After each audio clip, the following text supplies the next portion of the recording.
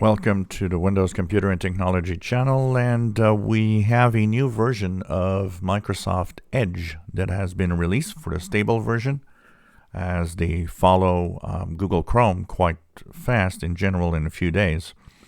So Microsoft Edge is now at version 99. We're just one version away from version 100. For those asking about the problems that version 100 brings, because a lot of you don't understand why that could be.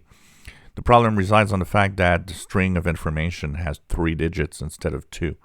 And for some websites, it can be a problem. But like I said, I've tested it in the Dev and Canary versions and have not found websites that seem to break because of version 100.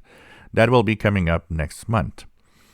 So go to your Edge browser, upper right corner in the 3 dots, and go into Help and Feedback. Here, go into About Microsoft Edge.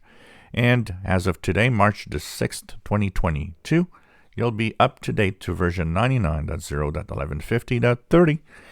So this contains quite a few new features, but I thought that since we haven't looked at Edge for a long time, this week I'll have a series of videos focusing on what are the latest Edge features and how you can use them. So that's going to be, I think, the best way to show what has been improved and changed in Edge over time. For this video, we'll focus on the fact that it has several security updates, including some critical updates. It was to expect since the basics of the browser is the Chromium browser, same basics as the Google Chrome browser. So, of course, when Google Chrome browser went to version 99 this week, it also meant that a lot of the features, a lot of the bugs, the security bugs, were going to be in Edge. So for that reason, update your web browser because it is important. Even if you don't use Edge, do update your Edge browser, because if you leave it dormant, if you never use it, sometimes your browser might actually be older. And even though you have probably your preferred browser like Google Chrome that is automatically chosen when you click links, it can happen that for some reason somewhere you'll click something and Microsoft Edge will be the one popping up instead of your favorite browser. And if that does happen, you always want to be up to date. So make sure that you update your Edge browser, even if you don't use it.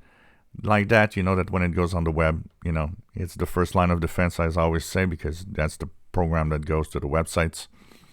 You'll make sure that you have, of course, all the security flaws fixed in the browser itself. So once again, all you have to do is go onto the upper right corner, 3 dots, go down to Help and Feedback and About Microsoft Edge. This week, we'll have a series where I will actually take a look at some of the Edge features. There's been quite a few things that have been improved and added over time in the last versions. I think it's going to be nice to check out what's in there and the different features for Edge. If you enjoy my videos, please subscribe, give us thumbs up, and thank you for watching my videos.